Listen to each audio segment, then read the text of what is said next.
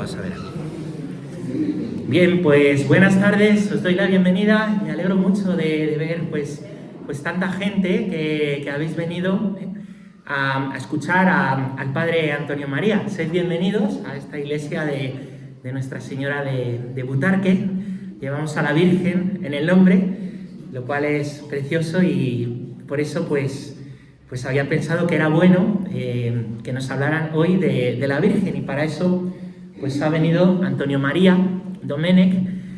Yo creo que no necesita mucha presentación, ¿verdad? Pero vamos a decir alguna cosa. Yo todo lo que puedo decir de él es bueno. Así que 3 cosas.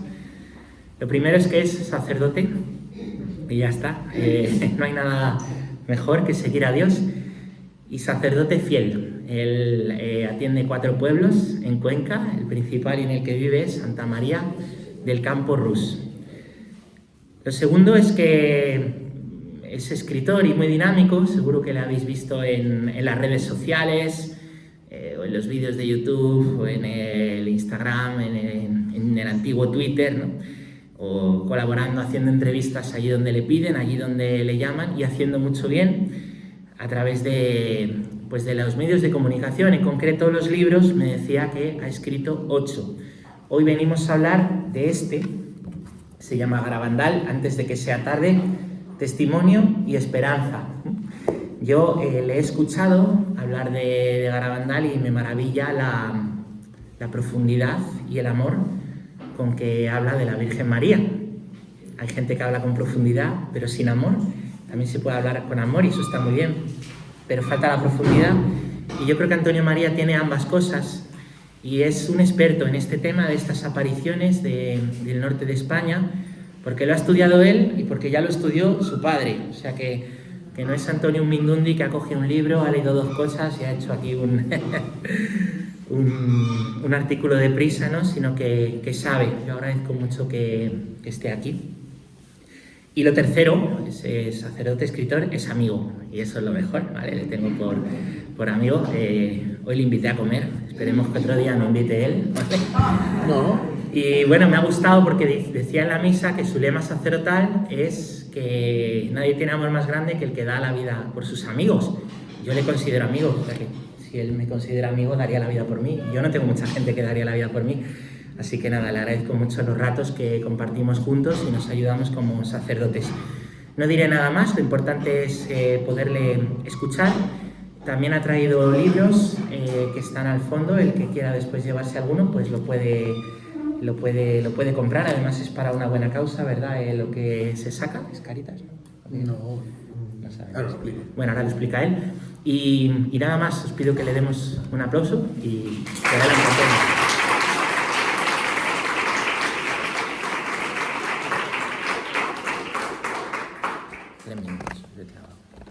Bueno, en primer lugar, él también es mi amigo y siempre le digo a la gente que quiero que si alguna vez alguien te hace algo, reza por ellos, porque no sé lo que puede pasar. O sea, no controlo mis impulsos hace ya mucho tiempo y los de amor a la Virgen tampoco. Entonces, me da la impresión, aparte de que somos muchísimos, para mí esto es la misa del Corpus. O sea, no, si el día que viene más gente, está así. Y me dará como si fuéramos todos familia, ¿no? La Virgen nos acoge cuando vamos a hablar de ella y siento que les conozco a todos y que les he visto alguna vez en algún sitio, que a lo mejor sí, pero como me dicen los obispos, yo a ti te conozco, te veo en la tele, lo cual no sé si es bueno o es malo, pero está ahí.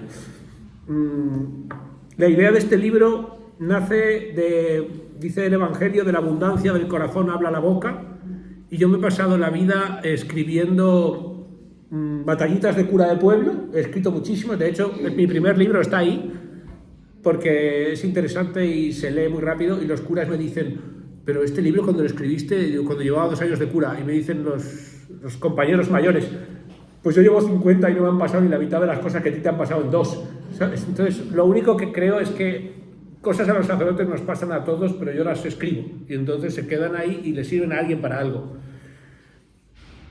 Y lo segundo es que he estudiado Derecho Canónico y entonces he escrito mucho sobre Derecho Canónico, pero no me suelen llamar a hablar de derecho canónico porque o nadie entiende o nadie le interesa. Solo he ido creo que 2 veces. Entonces, mis conferencias comenzaron cuando conocí a Pachi y a Jesús Silva, que nos empezaron a llamar de todas partes para que habláramos de las redes sociales, de lo cual no tenía ni idea, y de informática, que lo que más sabía de informática es que mi padre trabajaba en IBM, con lo cual eso y nada era lo mismo. Pero sí que es verdad que en casa lo habíamos mamado y nos interesaba mucho el tema, mis hermanos saben más que yo, y era un tema que se hablaba en familia, como el Apocalipsis y el amor a la Virgen Santísima. Entonces, yo tenía que hablar de la Virgen y tenía que escribir un libro sobre la Virgen alguna vez. Y mi hermano, en broma, el pequeño, que cuando me fui al seminario tenía 5 años, siempre se ríe de mí. Y me dice, Antonio María, no hace falta que los vendas a la misma velocidad que lo escribiste. Porque tardé 1 mes en escribir el libro. En 3 semanas hice toda la parte documental y en 1 semana la parte reflexiva, que fue abocar en el ordenador todo aquello que yo había aprendido de niño y que lo llevaba dentro y no sabía que se podía poner ordenado. Entonces puse los títulos de los capítulos y lo fui arrojando como si tiraras agua por el balcón con el ánimo de regar toda la campiña y salía a borbotones. Es verdad que está ordenado, es verdad que en una presentación dijeron no es un libro de teología, pero tiene teología dentro. No es un libro de derecho, pero tiene derecho dentro. No es un libro que hable solo sobre el amor a la Virgen, pero lleva mucho dentro. La idea principal era comunicar a la gente que Dios ponía en mi camino. Madre mía, qué alegría, Francisco, bienvenido. Esta no me la esperaba. Luego ya les contaré quién es.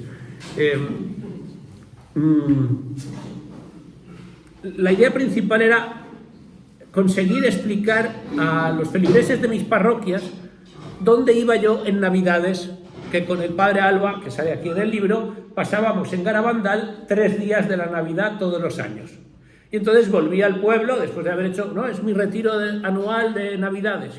¿Pero dónde has ido? No he ido a Cantabria, a un pueblo donde se aparecía la Virgen y ya se acababa el tiempo y teníamos que irnos hasta la siguiente. Y quedábamos en un café. Explícanos algo de tu viaje. Pero en un café no da tiempo de explicar qué pasó en Garabandal en los años 60. Y entonces decía, bueno, pues vamos a hacer la novena de la patrona y vamos a hablar de apariciones de la Virgen 1 año y entonces hablaré de Garabandal. Y entonces empezaba. La primera aparición de la Virgen fue en el Pilar, donde la Virgen todavía estaba viva y no se apareció, sino que se trasladó. Y entonces le dijo al apóstol Santiago que ánimo. Y el segundo día les explicaba las apariciones de la Virgen en Guadalupe y los 400 milagros que tiene la Virgen de Guadalupe, del que me enteré uno ayer. Cuidado, que lo voy a decir muy fuerte. Que la Virgen de Guadalupe lleva en el manto tantas estrellas como papas había desde la aparición hasta hoy. Yo ya he dicho, ya apagué, dije, esto no sigo viendo porque a mí no me cabe en el cuerpo ya. Entonces, pero tiene, en cada cosa hay 3 milagros de lo mismo, en la Virgen de Guadalupe. Entonces, tercer día vamos a hablar de la Virgen de Lourdes. Entonces, yo he vivido en Lourdes y puedo transmitir lo que sé de Lourdes, ne pas seulement le français, sé muchas más cosas de Lourdes que el francés, y entonces después la Virgen de Fátima y por fin mi Inmaculado Corazón triunfará, ¡pum! Y ahora os voy a hablar de Garabandal y se acaba la novena. Y otra vez lo mismo, no me he dado tiempo de hablar de Garabandal con lo suficiente profundidad para que seamos capaces de entender qué sucedió, por qué sucedió así y ahora cómo nos interpela. Total, que al final Miguel Menéndez, un amigo de aquí de Madrid, me llama por teléfono y me dice: Antonio María, me tienes que escribir un libro sobre Garabandal. Digo, sí, estoy deseando escribirte un libro sobre Garabandal. Dice, pero no me cuentes cuándo se va a acabar el mundo, si va a ser jueves o va a ser martes, y cómo tenemos que hacer para llegar allí, qué autobús hay que comprar para poder... No, cuéntame el mensaje de la Virgen. Y dije, tienes razón, porque en todos los lugares lo más importante fue el mensaje. O sea, Fátima transmite oración y penitencia por los pecadores, Lourdes transmite que vengan aquí en procesión y sanarán los enfermos. ¿Y qué transmite Garabandal?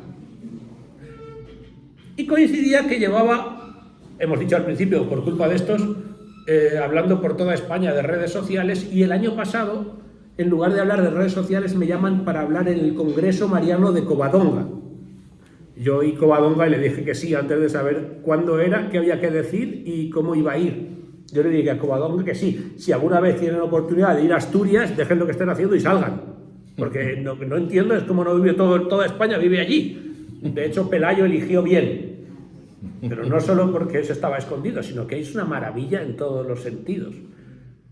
Y entonces expliqué la esperanza mariana antes de que el Papa Francisco pusiera el año jubilar de la esperanza. Y entonces aquella charla la llevaba en el corazón, había nacido de una conferencia que di en Valencia con la iniciativa internacional España con Garabandal, y dije, pues ya está, es muy fácil. Tenemos que coger las dos charlas y ponerlas en un libro. Pero hay que añadir que, claro, hoy por hoy la Iglesia no ha aprobado esas apariciones. Entonces, ¿cómo está la relación Iglesia-apariciones? Porque es verdad que en el catecismo se reconocen las revelaciones privadas siempre después que la Sagrada Escritura, las fuentes de la revelación de cómo Dios habla a los hombres son la Sagrada Escritura y la tradición. Hasta aquí de acuerdo. Pero luego además hay revelaciones privadas que pueden ser aprobadas por la Iglesia, como la Virgen que habla a los pastorcitos de Fátima. Y esto todo el mundo lo sabe y más o menos lo encaja bien. Pero ¿qué pasa con las apariciones no aprobadas?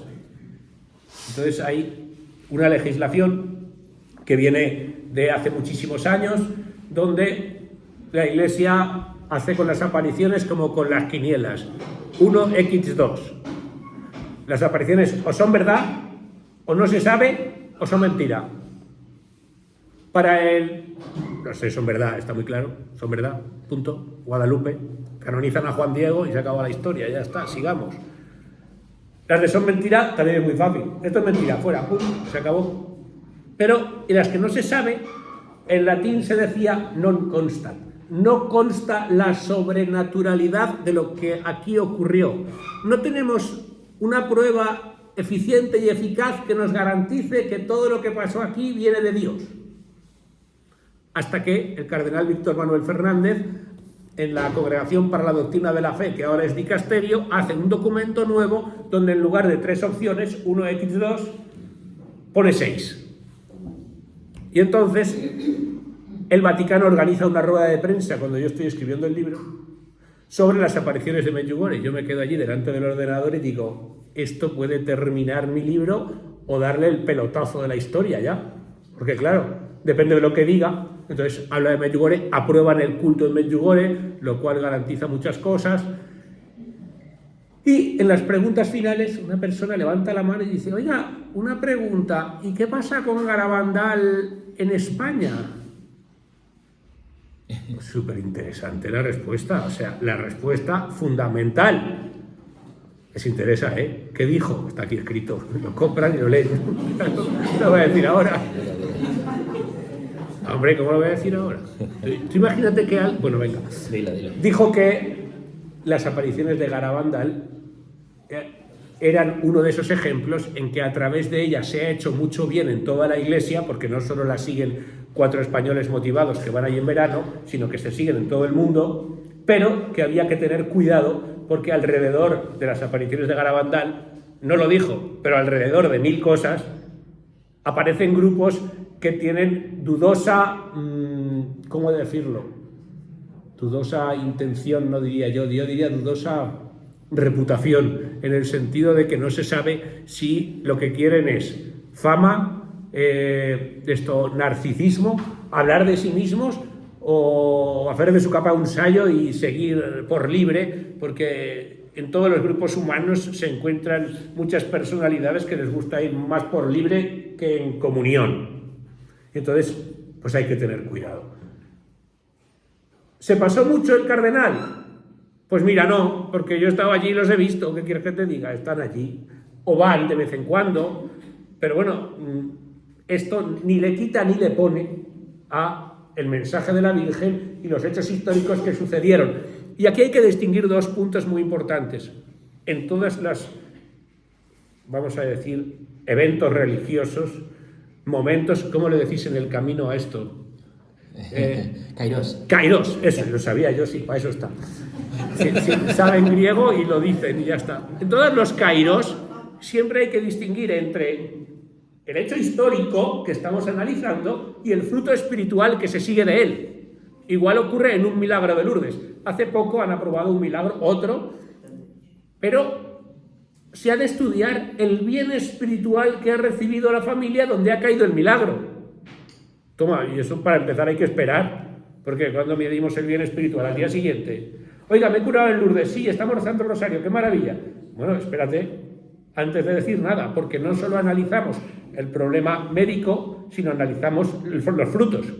Yo he estado en el proceso martirial de los mártires de la cruzada del 36-39 en la provincia de Cuenca, y ahí hay que estudiar el martirio como tal, que fue asesinado por amor al prójimo o amor a Dios o odio a la fe, por el amor que tenía o por el odio que le profesaban a esta sacerdote, laico, chica, niño, lo que sea, y el ejemplo de vida que dio en su trayectoria. Entonces, esto hay que estudiarlo detenidamente con testigos de la época que me dediqué a buscar por toda la provincia, que eso es otra charla de otro día del año que viene. Pero, igual que en los milagros de Lourdes, igual que en los procesos martiriales, igual que en los procesos de canonización, se estudia el hecho histórico y el fruto espiritual, aquí también. Entonces, nosotros hemos analizado los mensajes y podemos leer el fruto espiritual que me ha hecho a mí, que te puede hacer a ti, que ha hecho a la familia de las videntes, a los que he tenido el gusto de conocer personalmente. Mariloli era amiga de mi mamá, amiga personal. Nosotros cada vez que íbamos allí en Navidad y cada vez que vamos todavía, nos hospedamos en casa de Serafín, por el mesón Serafín, y Serafín era el hermano de Conchita, de la mayor de las videntes, y trato de una forma habitual con sus hijas. ¿Por qué? Pues porque tiene mi edad, que te diga. Es verdad que una es profesora de inglés y eso te hace tratarla menos porque habla raro, pero las otras dos pues las tratas mucho. Y Serafín siempre decía, ya murió hace unos años, que podían venir todos los estudios psiquiátricos que quisieran, todos los estudios espirituales que quisieran, todos los sacerdotes que quisieran, pero que lo que él había vivido en el pueblo durante las apariciones, él no se lo iba a quitar nadie de la retina de la mente y del corazón, porque había sido testigo directo, igual que le pasaba al primo de Lucía, la vidente de Fátima, que él vivía allí en Fátima. Y un día recuerdo que en la casa que todavía se visita ahí en el pueblecito que hay al lado, decía, yo no vi el milagro del sol. Y le decías al hombre, ahora ya murió, ¿pero por qué no lo vio? Dice, porque estaba aquí, y te señalaba debajo de la cama. ¿Y qué hacías debajo de la cama? Dice, estar escondido. ¿Por qué? Por si no había milagro. Porque había venido gente de toda Portugal, llovía a cántaros, y si no había milagro, allí nos iban a pegar a todos. Y entonces me escondí. Bueno, pues este lo vivió así. Y el hermano de Conchita lo vivió de una manera totalmente sobrenatural, colaborando en todo, ayudándoles en todo y siendo testigo directo, no solo de las apariciones, sino del fruto espiritual en las niñas, de todos los peregrinos que iban en masa porque querían participar de aquello, con la Guardia Civil intentando que allí no hubiera un cisco porque no había ni carretera, que iban andando, y que 4 niñas pastoras de vacas, que habían ido a la escuela del pueblo y poco más, estaban recibiendo un mensaje para toda la cristiandad. A la vez que se estaba realizando en Roma el Concilio Vaticano II. Entonces hay 2 puntos claves de los mensajes que son los que quiero explicarles. Y uno es que a la Eucaristía cada vez se le da menos importancia. Como si hubiera estado la Virgen María con los periodistas que salían del concilio. San Juan Pablo II salía del concilio y se iba a su diócesis, a Cracovia, y les explicaba a los sacerdotes polacos lo que se había dicho en el concilio. Y así está Polonia, dando unos frutos de fe, de esperanza y de caridad que le dan la vuelta al mundo. O sea, eso lo sabe todo el mundo, que es así.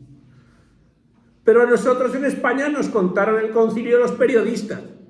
Y cada uno contó lo que quiso y empezaron los sacerdotes a quitar los reclinatorios de comulgar, a decir que tampoco era tan importante, a multitud de cosas que disminuyeron el amor a la Eucaristía hasta el punto de sacarla del centro de las iglesias y ponerla en el lateral, con la idea de la capilla del Santísimo, que puede estar muy bien, pero que no ha sido otra cosa que quitar a Jesús del centro, mires como lo mires. Luego cada uno le puede gustar más o menos, pero recibir la Eucaristía en gracia de Dios, hacer la visita al Santísimo, tomarse en serio, fue un hecho anunciado por delante y que las niñas no se hubieran atrevido a escribir si se lo hubieran inventado. La segunda parte del mensaje, que tiene dos partes, hay un primer mensaje y un segundo mensaje, dice que eso asustó primero al párroco, que el hombre no sabía cómo transmitir eso porque él era encargado de decir lo que las niñas habían oído y habían escrito, que está de su puño y letra y está en internet. O sea, ustedes buscan la carta y sale ahí escrito de la letra de la niña. Dice, muchos cardenales, obispos y sacerdotes van por el camino de perdición y llevan tras de sí a muchas almas. 1965. Claro, las cosieron a preguntas y a exámenes y a decir cómo te atreves a decir eso. Y ahora se ha visto desde Benedicto XVI y todos los escándalos de aquellos años que la Virgen llevaba razón y que era urgente. Si le hubiéramos hecho caso, quizás nos hubiera ido de otra manera. Después hay algunos relatos muy bonitos de cómo Conchita fue a Roma a ver a su santidad San Pablo VI y el cardenal Ottaviani hizo lo posible para que se encontraran, como el Santo Padre, el Padre Pío y otros dijeron que iba a ser tarde cuando se hiciera caso del mensaje de la Virgen, y cómo eso nos implica a nosotros ahora. Es verdad que tengo que explicar un poquito del aviso, el milagro y el castigo, cómo va eso.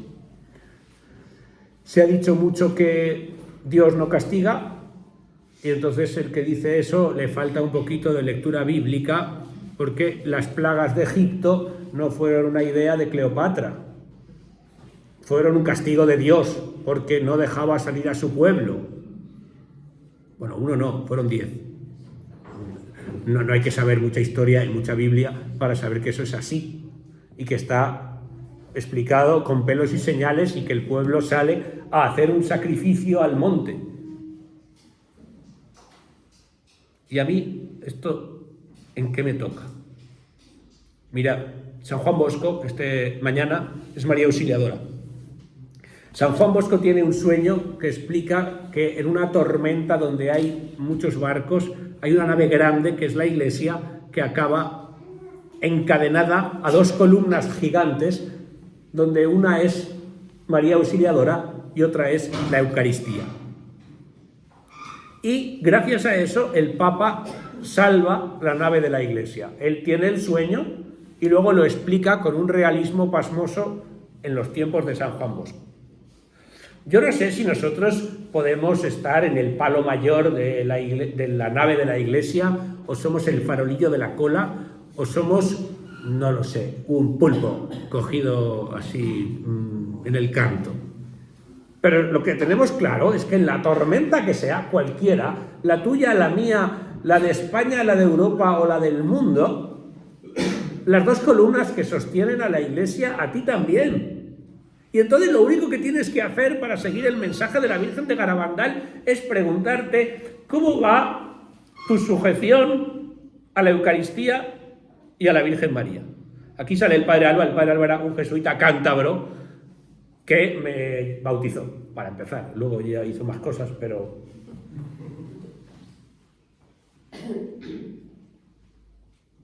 Él nos explicaba que los jesuitas tenían lo que llamaban un examen práctico, que es un examen de conciencia donde solo se revisa una cosa. De forma que tú puedes tener un examen práctico sobre tu amor familiar. Y lo puedes hacer de dos maneras. O por temas o cronológico. Dices, ¿cómo va mi amor familiar a las 9 de la mañana? Dormido. ¿Cómo va a las 10:15? Pues estoy almorzando y a esa hora va bien todo, lo que sea. ¿Cómo va antes de comer? Pues ayudo a mi esposa a poner la mesa, a quitarla, a decirle que está buenísimo lo que me ha hecho, o se me olvida porque ya lo doy por supuesto y entonces estoy más pendiente de la hora de la partida que de recoger las servilletas. O que eso sería cronológico. También se puede hacer temático. ¿Cómo va mi amor familiar con mi madre si vive? Con mi papá, con mis hermanos, los que tenéis hijos, la familia del tercer grado. ¿Cómo va? Nosotros podemos hacer un examen práctico de nuestro trato con Jesús Eucaristía. ¿Cómo comulgo? ¿Cómo le hablo a los demás de la Eucaristía? ¿Cómo le pido cosas a Jesús Eucaristía? ¿Cómo actualizo mi fe en la presencia real a través de la genuflexión, la adoración, cuidar la velita del Santísimo o decirle al monaguillo que ponga formas para las primeras comuniones de mañana? Bien. Y también puedo hacer un examen práctico de cómo va mi amor a la Virgen. Cuando me levanto por la mañana, ¿cuánto tardo en decirle no me dejes, Madre mía, y en rezar 3 Ave Marías? Después, ¿en qué momentos le manifiesto de una manera física, tangible, porque somos de carne y hueso, no somos ángeles, necesitamos besos, abrazos, tocarnos y decirnos gracias? Con una imagen, con una estampa, ¿dónde está en mi casa? El otro día estaba en una habitación y me puse un poco nervioso porque dije, en esta habitación no está la imagen de la Virgen Santísima. Por supuesto, en mi casa hay más imágenes que en las iglesias, en la Catedral de Burgos. Luego me di cuenta que sí, que la había cambiado de sitio y seguía estando. Pero, ¿está la Virgen María en tu casa o no está? ¿O la tienes escondida como el que dice que no quiere imágenes en casa porque las casas no son iglesias? ¿Cómo que no?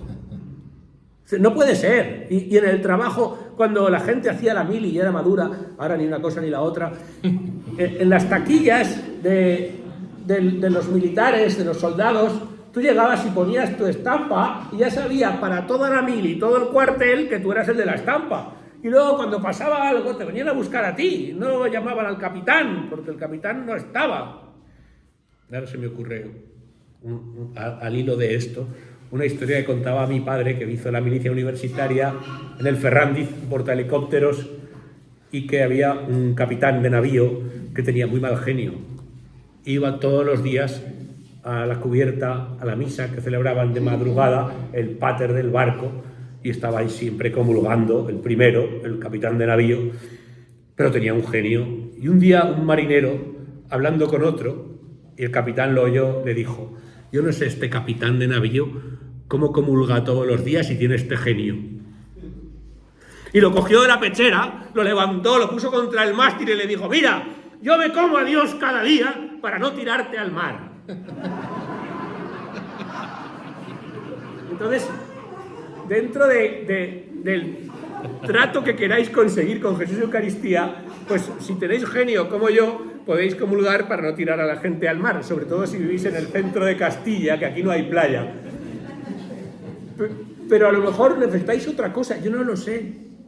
Pero yo tengo que revisar mi trato con Jesús Eucaristía, las visitas al Santísimo, los tiempos de adoración, el levantar mi corazón a Dios. Yo estaré con vosotros todos los días hasta el fin del mundo. No es una palabra dicha a 12 apóstoles que se van a ir corriendo. No, es que también te lo dice a ti: yo estaré contigo todos los días hasta el fin del mundo. Entonces,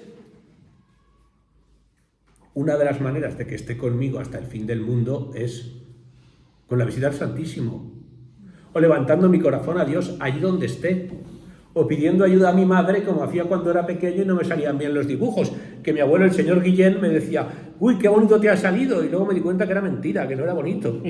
Pero tardé mucho tiempo en darme cuenta. Entonces mi mamá decía: a lo mejor si haces la cara más despacio y no te sales cuando pintas, pues queda un poco más bonito, porque no tenía suerte a meter el color dentro del perfil, del relieve, ¿sabes? No No era una cosa que me saliera sola. De hecho, el carboncillo me salía mejor porque no me salía afuera porque daba igual.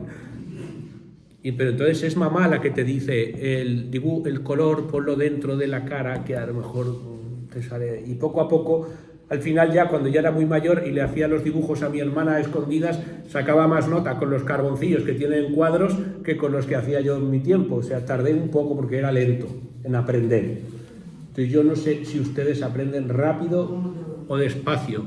No sé si están muy cerca del corazón de María y de la Eucaristía o están algo alejados. A mí lo único que me interesa, a la Virgen de Garabandal cuando viene, lo único que le interesa es que después de hablar de ella, cada uno de nosotros esté un pasito más cerca de Jesús Eucaristía y un pasito más cerca del corazón de María. Y una cosa lleva a la otra, y a Jesús por María y a María por Jesús. Y si usted lo vive, se dará cuenta de que es verdad, de que no son frases bonitas de un santo de la Francia del siglo XVIII, que no, que esto es así. Y lo tenemos que transmitir así porque soy más amigo del viento que de la brisa, que hay que hacer el bien deprisa, porque el mal no pierde momento, dice Pemán en el Divino Impaciente. Entonces, salimos de aquí con la esperanza de que la Virgen nos ha llamado a ser centinelas de su amor allí donde estemos. Y si me acuerdo que un enfermito de mi pueblo que está grave, salíamos a pasear, ahora ya no anda, tiene Parkinson, y me decía: padre, ¿por qué usted está en un pueblo tan pequeño? Y yo le contestaba: para hablar contigo. Claro, él tenía razón y yo también, las dos cosas eran verdad. Y yo siempre le digo, el profesor nuestro de Derecho en Valencia decía: el obispo de Nueva York, cuando termina la misa, todos los días sale a saludar a todos los feligreses que han venido a misa. Se levantó el secretario del obispo de Alicante y dijo: perdone, disculpe, yo no puedo levantarme, no puedo ir todos los días al final de misa porque tengo que ir a otro pueblo y luego a otro pueblo y no me da tiempo. Y el profesor solo le dijo: por eso usted no es el obispo de Nueva York. Claro, es que llevaba razón. O sea, al final tú estás donde la Virgen quiere. Y si quiere, te lleva a la diócesis de Nueva York, y si no, te deja en Castilla a recoger las obras de los girasoles y no pasa ni media. Pero te da tiempo de escribir un librito para que todos puedan leer unas maneras concretas de acercarse a Jesús Eucaristía. ¿Qué pasa con el aviso, el milagro y el castigo? Son tres momentos, kairos, que anuncia la Virgen. Claro, cuando la Virgen anuncia una cosa para la semana que viene, una cosa para el año que viene y una cosa para dentro de 100 años, si se cumplen dos, es más fácil aprobarlo ya, y la otra te la juegas. En Fátima dijo: la guerra terminará, pero si el mundo no se convierte, vendrá otra peor. Pero Portugal no entrará en ella. Y entonces se acaba la Primera Guerra Mundial, los papas esperan y empieza la Segunda Guerra Mundial, y Portugal no entra en ella contra todo pronóstico porque eran lacayos de los ingleses, y los ingleses entraron y ellos no, como había dicho la Virgen. Después dice la Virgen: Rusia extenderá sus errores. Y dicen: bueno, no lo sé. Y al cabo de 40 años, Rusia estaba entrando los tanques en Hungría, en Bulgaria, en Rumanía, en Polonia, en Lituania, en Serbia. Si quieren, sigo. O lo dejamos en Ucrania. Porque, curiosamente, vuelve a ser Rusia, que estuvo un tiempo que era la URSS. Entonces, claro, se cumple el segundo, y claro que aprueban las apariciones, y encima el Papa San Juan Pablo II le pegan un tiro el 13 de mayo y le salva la vida, y lleva la bala a la corona de la Virgen. Pero la Virgen de Garabandal hizo presente la Eucaristía en la boca de una niña, y lo siguiente que dice que pasaría, quedaban 50 años. Y entonces la Iglesia se ha quedado esperando. Entonces lo primero que va a pasar es lo que las niñas llaman el aviso, que viene siendo algo parecido a una visión del alma de cada uno con los ojos que nos ve Jesús en la cruz.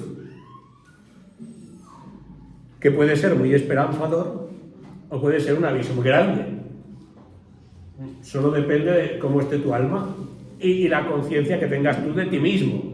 O sea, hay gente que se va a llevar un susto, y gente que dirá menos mal, y gente que no sabrá ni qué le está pasando, y que vendrán a preguntarte, oye, ¿esto qué nos ha pasado? Porque todos serán conscientes que el otro también lo ha visto. ¿Cuánto queda para esto? Pues no se sabe.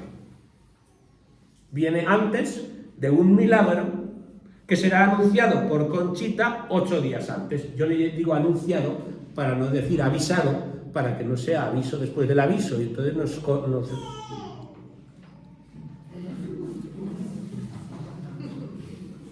Entonces, dentro de 8 días, en los pinos de Garabandal habrá un milagro donde quedará una señal imborrable que podrá ser vista desde todas partes. Año 65. ¿Cómo lo van a ver si no iba bien ni la cámara de vídeo? De Super 8, de entonces, que hacía pa. Pues ahora lo podrán grabar en directo si quieren.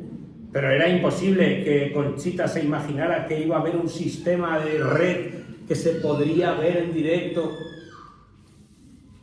Y después de ese aviso y ese milagro, si las almas no se convierten, vendrá un castigo. Y eso ya les hace temblar el suelo y dicen, esto no puede ser verdad porque no puede haber castigos porque Dios no castiga. Otra vez Egipto. Te digo Egipto como te puedo decir cualquier situación, hay muchas, no hace falta. La Biblia está llena, o sea, tú miras cualquier lugar y cualquier punto y al final todo el mundo recoge lo que ha sembrado, de una manera o de otra. Entonces, ¿este castigo es para meter miedo? No, es para que nos convirtamos cuando toque. Entonces, ¿qué tendremos que hacer? Pues además de hablarle a la gente sobre la Eucaristía y sobre la Santa Misa, tendremos que hablarle a la gente sobre la confesión. Y ya está. Total, lo de toda la vida.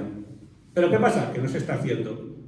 Y que se dijo que no era importante, que cada uno tenía que confesarse delante de Dios, que yo le digo a la gente, bueno, tendrá que ser Dios como quiera que le pidas perdón, ¿no? ¿O lo vas a elegir tú?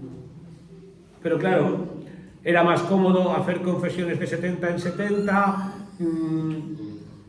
arrepentirnos sin escuchar la absolución, porque los sacramentos son signos sensibles que se perciben por los sentidos, por eso se llaman sensibles. Entonces la absolución se oye y se ve, son sensibles. Y la Eucaristía se sabe y se ve. Y la unción de enfermos hasta se huele por el óleo, ¿a que sí? Es que estos de ese sacramento saben más. Entonces, hoy le pedimos a la Virgen del Carmen de Garabandal que sepamos cuál es nuestra pequeña misión en torno a su mensaje para todos aquellos que tengamos cerca.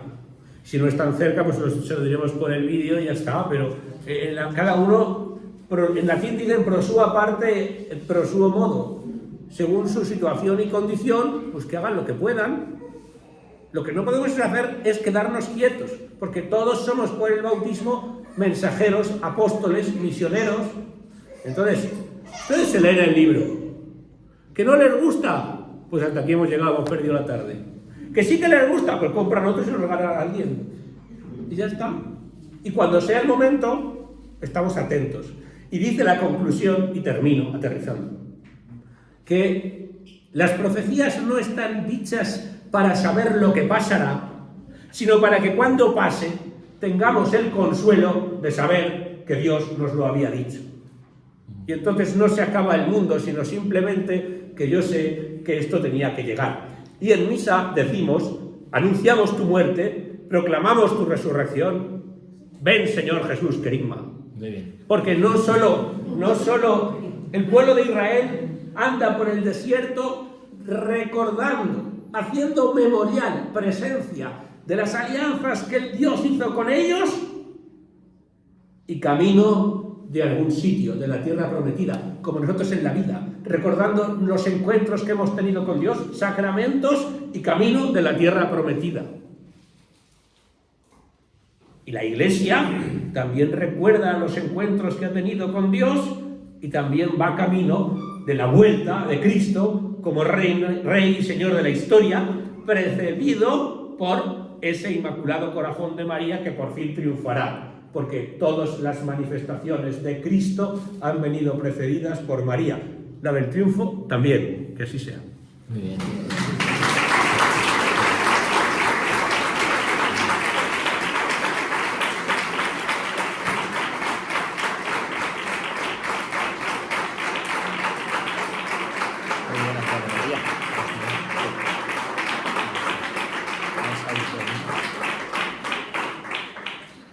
Muchas gracias, Antonio María, por el querigma también. Y bueno, pues ahora abrimos un turno de preguntas, ¿vale? Os pido que las preguntas seamos breves, concretos en la pregunta. No es momento de echar una charla, que para eso ha venido él, ¿vale? Sino breves y concretos para poder meter más, ¿vale? Os llevan el micrófono y levantáis la mano y empezamos.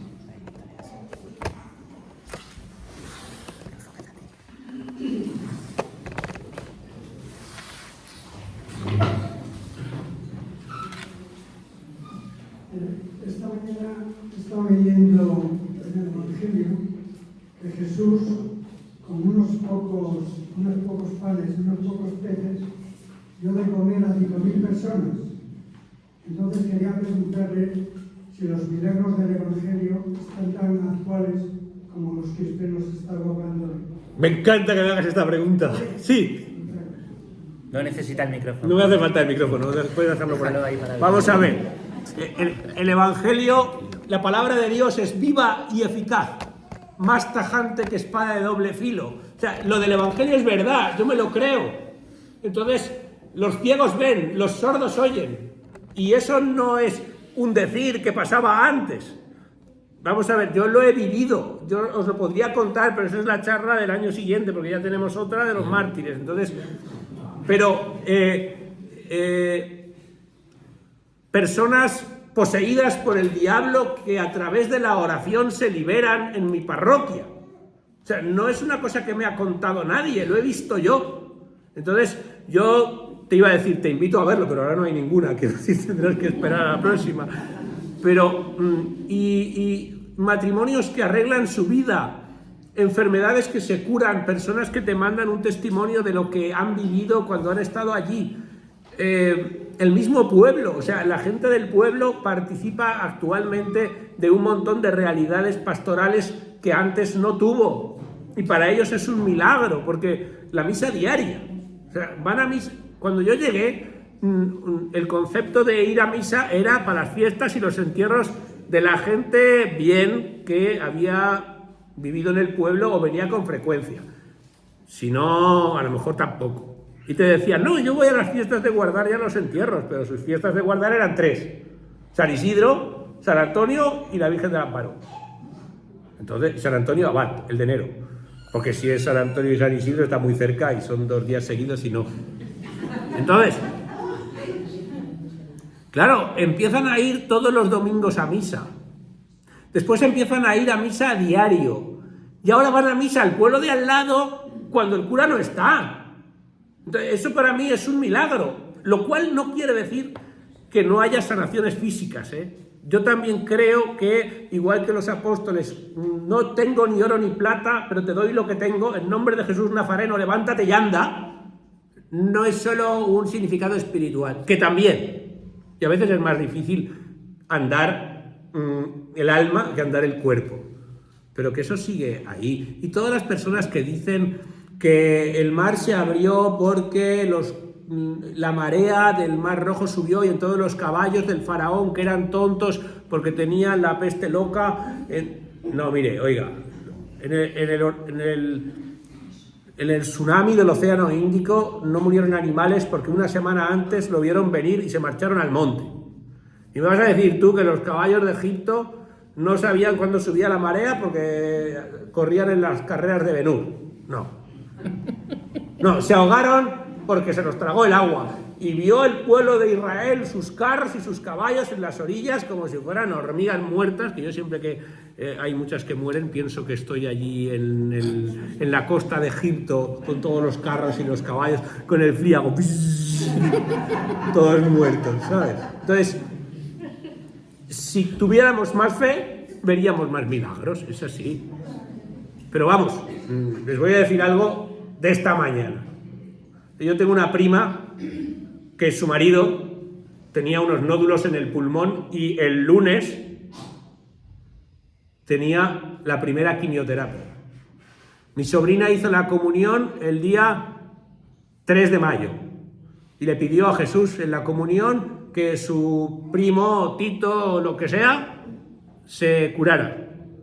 Y hoy han suspendido la operación, han suspendido la quimio porque no tiene los nódulos en el pulmón. Esto es de hoy. Entonces, la gente, gloria a Dios, la gente no se lo cree. Pues peor para la gente, a mí me da igual, si mi primo está bien, ¿sabes? Entonces, viaje a visitar el hospital, suspendido, tarde libre. Ya está.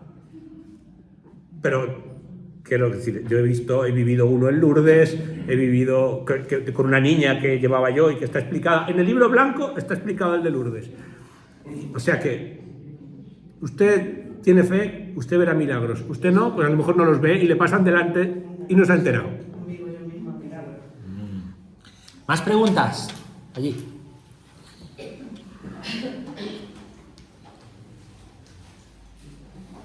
Yo voy a hacer una pregunta un poco sencilla. Ha comentado que el milagro que va a ver todo el mundo tiene que suceder previamente con un aviso de uno de los accidentes 8 días antes. ¿Qué sucede si se muere y no avisa? ¿Qué pasa con el milagro? Porque es verdad que el Padre Pío dijo que ya la Virgen había estado ahí.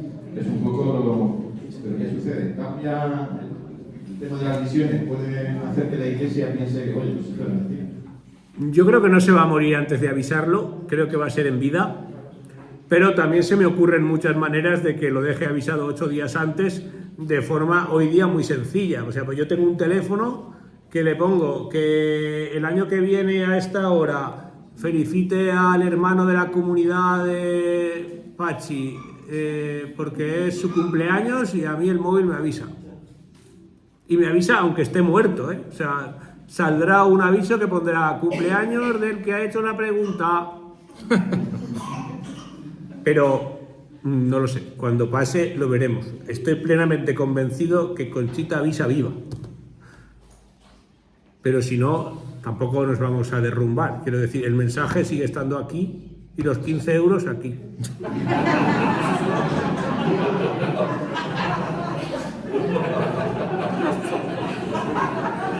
Claro. No, le digo siempre que no todo el mundo pilla las ironías, pero no. No, pero que lo he dicho Que no es ironía, dice. que lo he dicho en serio, que es verdad. A ver, dime que no es verdad. ¿Más preguntas? Ah, un momento. Que los 15 euros están aquí, pero algunos euros se tienen que ir a el grupo de Barcelona que se encarga de reinstaurar en la sociedad a las personas que viven en la calle a través de los jóvenes de San José, con un proyecto nuevo que está haciendo de hogares de San José, buscándoles casas para que vivan, lo cual es un poco más caro que darles de comer, porque después hay que intentarles insertarles en el mundo laboral, y está haciéndolo. Cuando me lo explicó la primera vez hace 5 años, me dijo, voy a hacer esto y esto y esto, dijo, y también voy a hacer casas para que tengan los pobres que... Y pensé, vamos, que no lo consigo la Madre Teresa, lo vas a hacer tú. Pues lo está haciendo y entonces con esto le ayudamos. Tectón, en los medios de comunicación, Tectón. Más preguntas, ahora sí. Yo voy a preguntar, mientras pensáis, ¿qué tiene que ver las apariciones de Garabandal con el accidente aéreo de los Andes? Que me gusta escucharte, y lo que hemos visto en películas como Viven, La Sociedad de la Nieve, aunque no sale esta parte, Antonio. Hace 25 años yo estaba en el noviciado con el padre Alba y los sábados preparábamos un milagro de la Virgen que le llamábamos ejemplo de sábado. Esto venía del noviciado de Veruela a la falda del Moncayo, donde aquellos novicios preparaban ese ejemplo cada uno, y yo tenías que buscar uno. Cuando te tocaba te avisaban, dentro de 3 sábados te toca el ejemplo de sábado, y te lo preparabas. Y entonces yo, como soy un poco caracol y llevo conmigo todo lo que he transportado a lo largo de mis diferentes destinos, busqué el disco duro externo donde tenía guardado lo de mi ordenador del noviciado, o sea, imaginaos. Y encontré el relato del milagro de los Andes en el 25 aniversario. Entonces, cuando me encuentro en el 50 aniversario, además de no tener pelo, me doy cuenta de que tiene sentido que yo recupere esa historia y entonces suelo empezar explicando eso. Las madres de los 17 supervivientes del milagro de los Andes, los jugadores del equipo de rugby de Uruguay, le pidieron a una virgen que se aparecía en Cantabria de España, la Virgen de San Sebastián de Garabandal, que sus hijos se salvaran. Y todos los hijos de las madres que rezaron esa novena en la Catedral de Montevideo se salvaron y ninguno más. Hombre, pues no va a ser por eso. Pues no será por eso, pero mi hijo se ha salvado, ¿sabes? Claro, entonces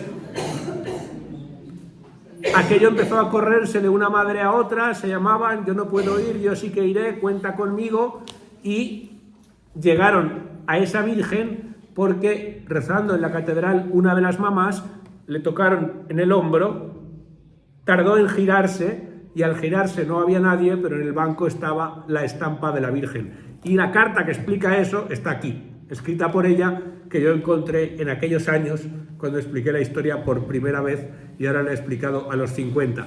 No me han dado el Oscar ni el Globo de Oro porque es un libro, pero si hubiera sido una peli, a lo mejor. Porque es verdad que en las películas sale un poquito, pero no sale como centro de la historia. Aparece, pero poco. Muy bien. Vamos a hacer una pregunta más, si queréis. Una más. La última. La última. Ahí, Victoria. Que va el micrófono, va el micrófono. Así. Con que grite Antonio va bien, ya está. No, ¿Por qué has elegido el título de antes de que sea tarde? La verdad es que ese título no lo elijo yo, me lo pone Marcos, y es la frase que dice el Padre Pío de las apariciones: creerán en Garabandal cuando sea demasiado tarde. Entonces él lo pone, el mío es el de testimonio y esperanza, pero me lo puso y no le dije que no, dije pues ponlo también, si cabe todo aquí, el libro lo aguanta todo.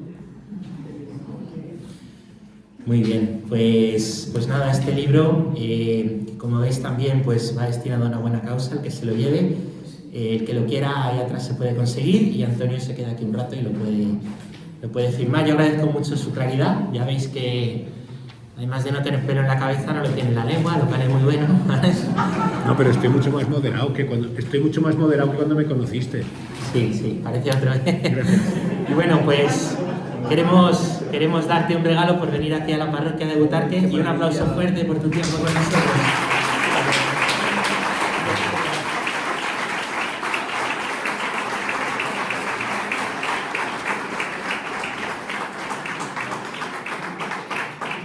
Una corbata, ¿no? Sí. Lo puede abrir. Qué original, vamos a abrirlo. Anda. Ay, qué alegría, a ver.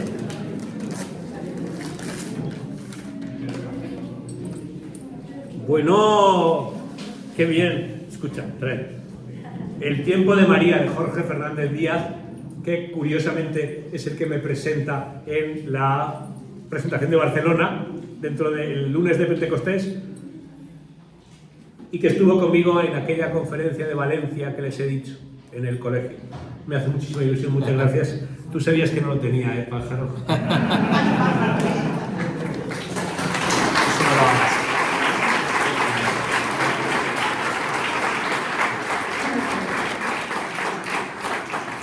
Pues vamos a terminar, si nos puedes dar la bendición, Antonio. Nuestro auxilio es el nombre del Señor que hizo el cielo y la tierra. Y la bendición de Dios Todopoderoso, Padre, Hijo y Espíritu Santo, descienda sobre vosotros, que os acompañe siempre. Amén. ¡Qué maravilla! Madre mía, que tengo aquí, por favor, pasar antes de ir. Paloma y Tamara, ¿no? Sí. Llevo toda la charla pensando cómo se llamaban. Pues muchas gracias a todos y buen descanso. Gracias.